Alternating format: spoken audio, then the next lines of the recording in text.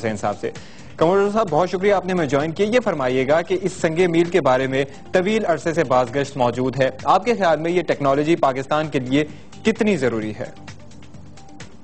پاکستان کے پاس ڈرون کی ٹیکنالوجی جو بالکل بیسک ٹیکنالوجی جو آج سے 20 سال پہلے بھی تھی، لیکن وہ ڈرونز تو ایسے تھے کہ صرف وہ ہم انہیں اڑا دیتے تھے اور ان پہ منورنگ زیادہ نہیں ہوتی تھی اور اس پہ ٹارگٹ پریکٹسنگ ہوتی تھی۔ لیکن 2001 کے بعد جب یہ پریڈیٹر حملہ کرنا شروع ہو گئے ہمارے بارڈرز پر، تو پھر اس پہ کام زیادہ شروع ہوا۔ شروع میں جو ہمارے پاس ڈرون پی ایف اور پاکستان آرمی کے پاس تھے، وہ صرف الیکٹرانک ڈرون سپائنگ کے لیے تھے، ان کی رینجز یا ان کے زیادہ تر دور تک وہ نہیں جا سکتے تھے۔ اب جو غالباً جو نئی ٹیکنالوجی آئی ہے، اس سے 2-3 چیزیں واضح ہو جاتی ہیں کہ چونکہ یہ کافی اونچی پرواز کرتا ہے، اس وجہ سے اس کا رینج کسی کافی دور سے آپ کنٹرول کر سکتے ہیں۔ غالباً آپ پشاور سے بیٹھ کے آپ فاٹا وغیرہ کی سارا اس کو کنٹرول کر سکتے ہیں، کیونکہ لائن آف سائٹ ہے۔ امریکنز کے جو ڈرونز ہیں، ان کا سب سے بڑا ایڈوانٹیج ہے کہ وہ سارے سیٹلائٹ کے تھرو کنٹرول ہوتا ہے، تو امریکہ میں بیٹھ کر وہ اپنے ڈرونز کو اڑاتے ہیں، لیکن ہمارے پاس یہ ٹیکنالوجی نہیں ہے، نہ اس کی ہمیں ضرورت ہے۔ اب یہ جو فائدہ ہمیں اب یہ ہے کہ پچھلے 10 سال میں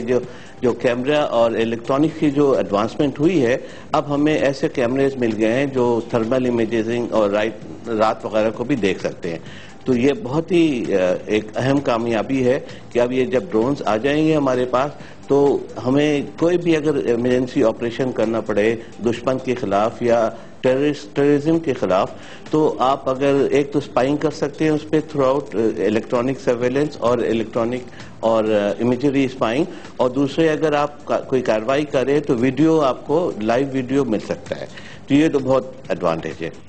جمال حسین صاحب، آپ نے فرمایا کہ بہت اچھی بات ہے اور بلا شبہ بہت اچھی بات ہے، لیکن سرویلنس کیپیسٹی ان ڈرونز میں حاصل ہے، اسٹرائک کیپیبلٹیز ابھی تک ان میں نہیں ہے، تو اصل ڈرون ٹیکنالوجی حاصل کرنے میں مزید کتنا وقت لگے گا پاکستان کو؟ جس طرح سے اب آج کل ہماری ڈیفنس انڈسٹری اس ڈرون کی ٹیکنالوجی کے پیچھے لگی ہوئی ہے، مجھے تو بہت امید ہے کہ نیکسٹ 2-3 سال میں ہم ایک عام ڈرونز، بے شک وہ پریڈیٹر یا ریپر کلاس کا نہ ہو، وہ اور فرق صرف یہ ہوگا کہ پریڈیٹر ریپر وہ